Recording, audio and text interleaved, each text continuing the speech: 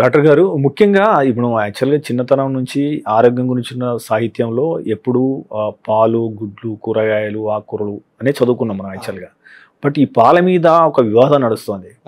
So, మనకు యాక్చువల్‌గా పాలు తల్లిపాల తర్వాత పట్టేది పాలే చాలా మందికి. ఆవు పాలు శ్రేష్టము, ఆవు పాలు అమ్మ వంటివి అని చెప్పి మనం చదువుకున్నాం. ఇప్పుడేమంటున్నారు 20 సంవత్సరాల తర్వాత పాలు తాగాల్సిన అవసరం లేదు. నైట్ తాగుతున్నారా ఇంకా ప్రమాదం అని గ్యాస్ట్రోఎంట్రాలజిస్టులే హెచ్చరిస్తున్నారు. అసలు ఈ పరిస్థితి ఎందుకు వచ్చింది? పాలు తాగాలా వద్దా? మంచి క్వశ్చన్. పాలు ఇప్పుడు మనం చూసుకుంటే మన యూనివర్స్లో ఇన్ని జీవాలు ఉన్నాయి కదా. Humans are the only people who drink some other animals milk. ఏ యానిమల్ ఇంకో మదర్ మిల్క్ తాగదు. ఓకే, మనం ఒక్కరమే తాగుతాం. మన body is not made to digest some other animals milk. Okay, especially ఇండియన్స్లో చాలా కామన్.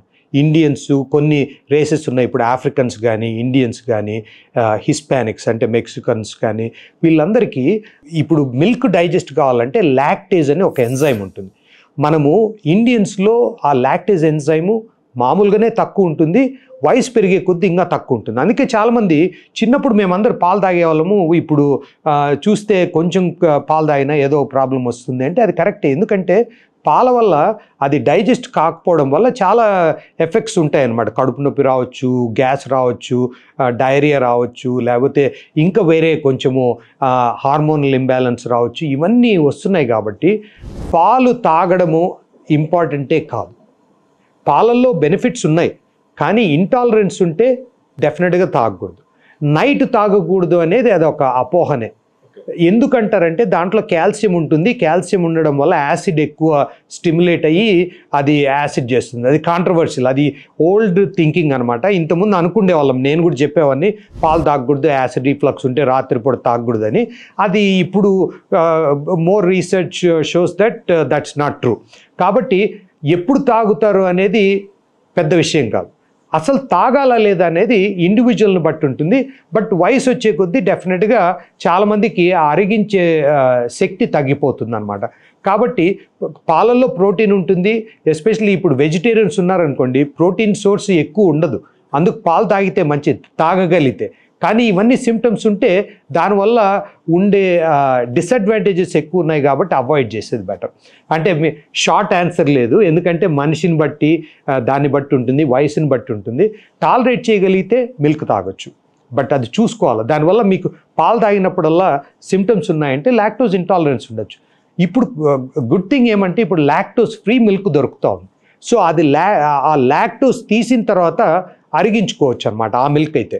అట్లా ఒకవేళ లాక్టోజ్ ఇంటాలరెన్స్ ఉంటే కూడా మిల్క్ తాగొచ్చు, బట్ లాక్టోజ్ ఫ్రీ మిల్కో లేకపోతే ఆల్మండ్ మిల్కో ఇంకా వేరే మిల్క్ ఉంటుంది, కోకోనట్ మిల్క్ ఇట్లా ఉన్నాయి కదా, దాంతో కూడా మనకు కాల్షియము, ప్రోటీన్ అవన్నీ వస్తాయి.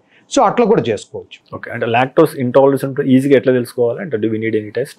టెస్ట్లు ఉన్నాయి, బ్రెత్ టెస్ట్ ఒకటి ఉంది, ఇట్లాంటివి ఉన్నాయి. కానీ బెస్ట్ టెస్ట్ ఏమంటే మనకు సిమ్టమ్స్ పాలు తాగిన తర్వాత ఎట్లాంటి సిమ్టమ్స్ ఉన్నాయి, ఎంత సిమ్టమ్స్ ఉన్నాయి, అది బెస్ట్ టెస్ట్ అనమాట. నేను అదే చెప్తాను. ఆ టెస్ట్ రాసే ముందు నేను ఇదే చెప్తా. పాలు తాగినప్పుడు వితిన్ యూజువల్గా 5-6 అవర్స్లో మనకు సిమ్టమ్స్ ఉంటాయి. అట్లా ఏమన్నా ఉందంటే లాక్టోజ్ ఇంటాలరెన్స్ ఉంటుంది.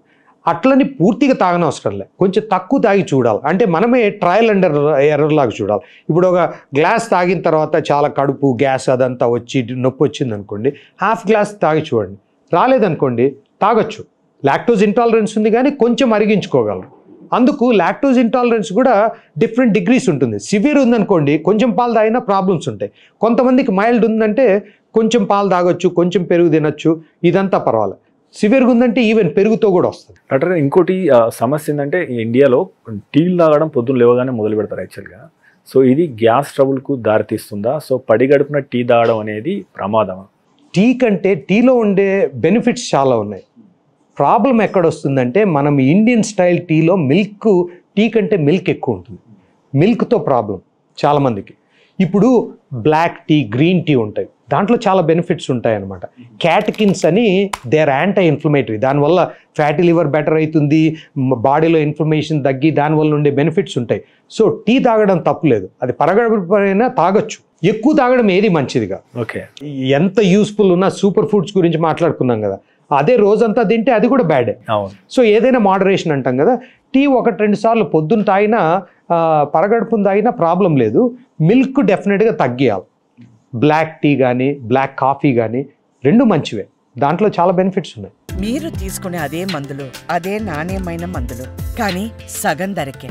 అవును, మెడ్ ప్లస్ బ్రాండ్స్ పై 50 to 80% తగ్గింపు.